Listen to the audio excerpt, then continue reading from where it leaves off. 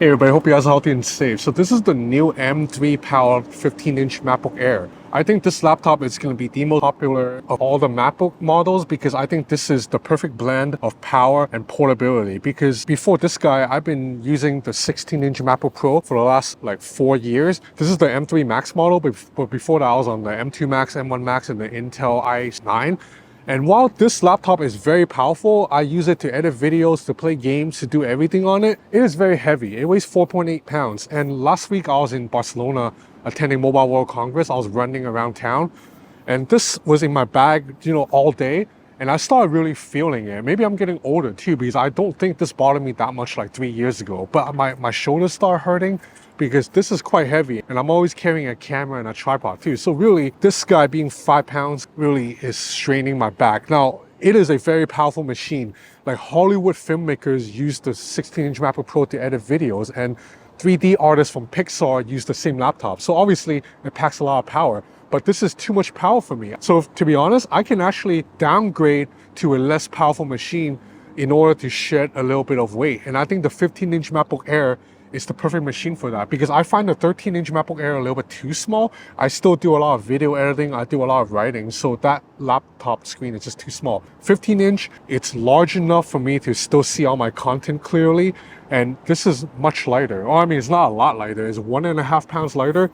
This laptop weighs 3.3 pounds, but 1.5 pounds actually matters when you're running around town all the time. It's also thinner. It measures 0.4 inches compared to 0.6 inches here. Unfortunately, you do lose out on the fan. So that means if you are doing heavy video editing or gaming, the performance will throttle a little bit compared to the M3 Max MacBook Pro. And also the M3 Max is just a more powerful chip.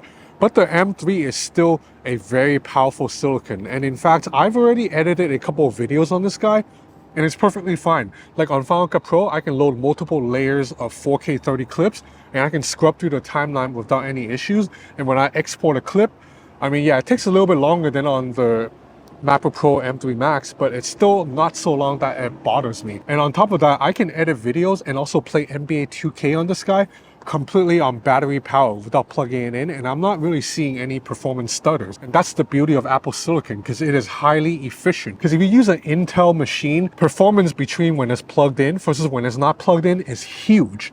That's not the case with Apple Silicon.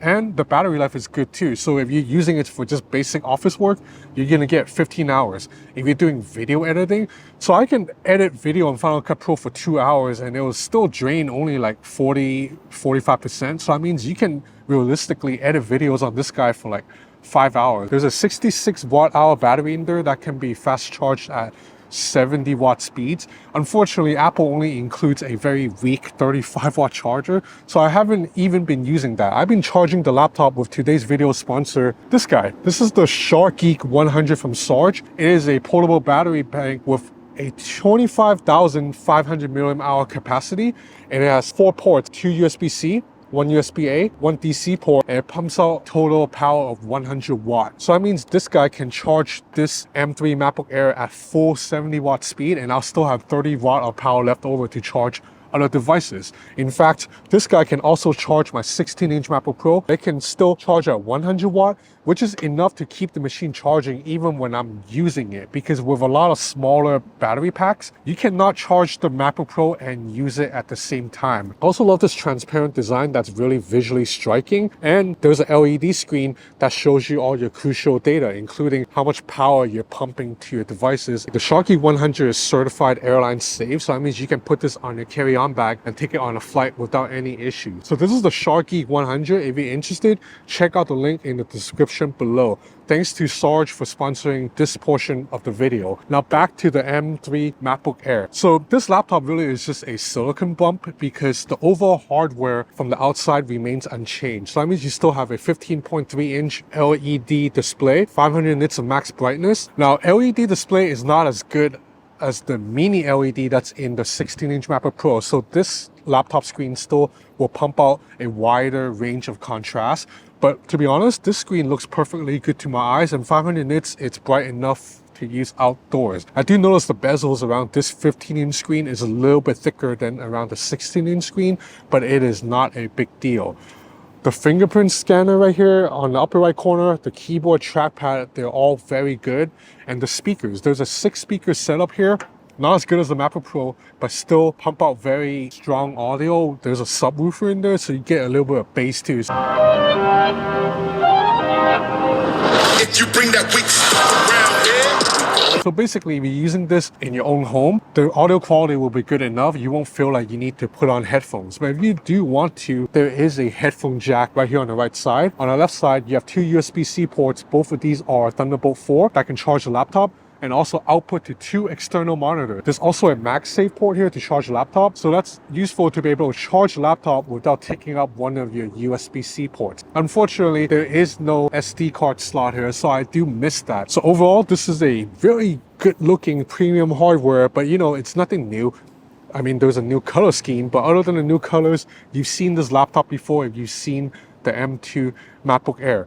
As for the M3 chip, if you're wondering exactly how much more powerful it is over the M2, it has a 20% faster CPU and GPU, so that's not a lot. To be honest, if you already own the M2 MacBook Air, you do not need to upgrade to the M3 MacBook Air. But if you're on the M1 MacBook Air, the upgrade will be big because there's like a 65% more powerful and capable GPU. The M3 is also a little bit better at running on device generative AI because it has a 16-core neural engine. So that means when you're running stuff like Microsoft Copilot or other generative AI apps from Adobe, this machine will run a little bit faster than previous MacBook Airs. For example, I'm on this app right now called Free Chat. It's basically ChatGPT, and I've turned off Wi-Fi. So that means this laptop is not connected to internet right now, but I can still run Free Chat. I can still ask it to plan a 5-day Tokyo query, and it'll give me a pretty long answer too, completely on device. In addition to editing videos, I also played NBA 2K on this guy, again off battery power, and performance,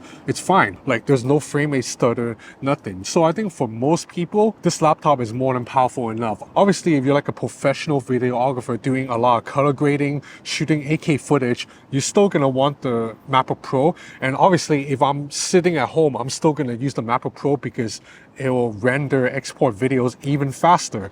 But when I'm going outside now to work, if I'm going on work trips, I'm gonna bring the MacBook Air going forward because this machine is more than powerful enough for me. And I think it's more than powerful enough for like 80% of people, because for a lot of people that just need to type words, read emails, do video calls, this machine is more than powerful enough. And I think this 15-inch screen size is the happy medium. 13-inch screens are a little bit too cramped for people who are working off the laptop for hours at a time. And also being able to output to 2 external monitors make a big difference too. Now the M3 MacBook Air starts at $1,300 US, but in typical Apple fashion, most people will have to pay more than that because for $1,300, you're getting 256 gigs of internal storage. That's almost unusable. So for most people, you're gonna have to pay at least $1,500 for 512 gig storage. So yeah, that's about it for this video. I hope you enjoyed this content. If you did, please consider subscribing to my channel. It would help me a lot. I have a lot more coming, including a review of the Xiaomi 14 Ultra and other devices too I can't talk about yet, so stay tuned. That's it for now. Thanks for watching.